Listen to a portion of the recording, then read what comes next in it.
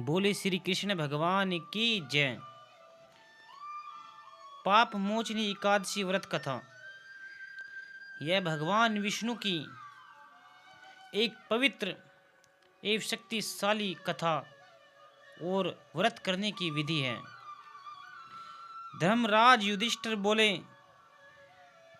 हे जनार्दन, चैत्र मास के कृष्ण पक्ष की एकादशी का क्या नाम है तथा उसकी विधि क्या है?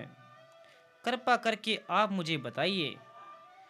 श्री भगवान बोले, हे राजन, चैत्र मास के कृष्ण पक्ष की एकादशी का नाम पाप मोचनी एकादशी है।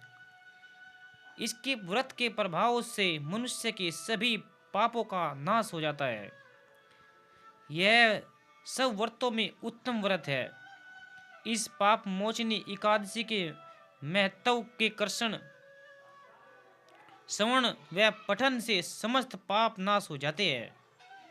एक समय देव ऋषि नारद जी ने जगत पिता ब्रह्मा जी से कहा, महाराज, आप मुझे चैत्र मास के कृष्ण पक्ष की एकादशी विधान कहिए।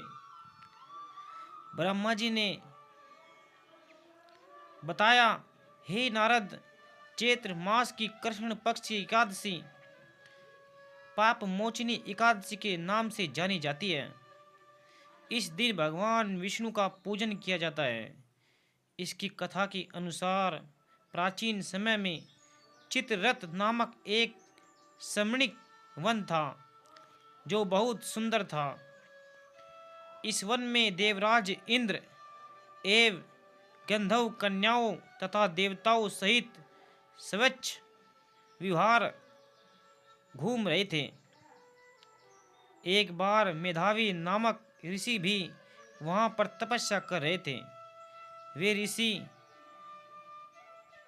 महादेव की उपासना में लीन थे। वे शिव के उपासक थे तथा अप्सराएं शिव द्रोहिणी अनंगन दासी अनुचरी थी। एक बार कामदेव ने मुनि का तप भंग करने के लिए उनके पाप मधुघोष नामक अप्सरा को भेजा।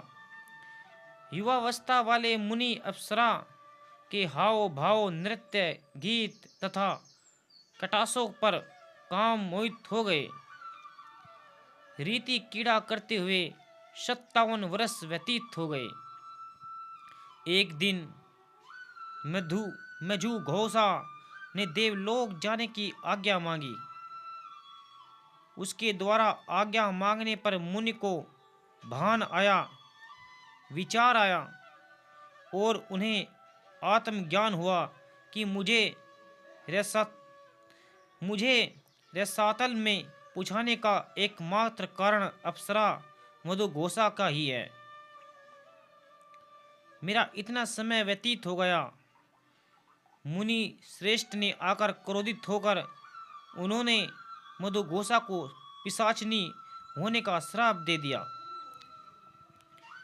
श्राप सुनकर मधुघोषा ने कांपते हुए ऋषि से मुक्ति का उपाय पूछा। तब मुनि श्री ने पाप मोचनी एकादशी का व्रत करने को कहा और अप्सरा को मुक्ति का उपाय बताकर पिता चयवन के आश्रम में चले गए। पुत्र के मुख से श्राप देने की बात सुनकर चयवन ऋषि ने पुत्र की घोर निंदा की तथा उन्हें पाप मोचनी चैत्र एकादशी का व्रत करने की आज्ञा दी। व्रत के प्रभाव से मधुघोष अप्सरा पिशाचिनी देह से मुक्त होकर देवलोक चली गई। अंत, हे नारद, जो कोई मनुष्य विधि पूर्वक इस व्रत को करेगा उसके सारे पापों की मुक्ति होना निश्चित तय है। और जो कोई इस व्रत के महत्व को पढ़ता है और सुनता है उसे सारे संकटों से मुक्ति मिल जाती है।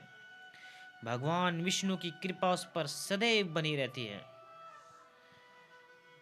बोले श्री कृष्ण भगवान की जय। पाप मोचनी एकादशी की जय।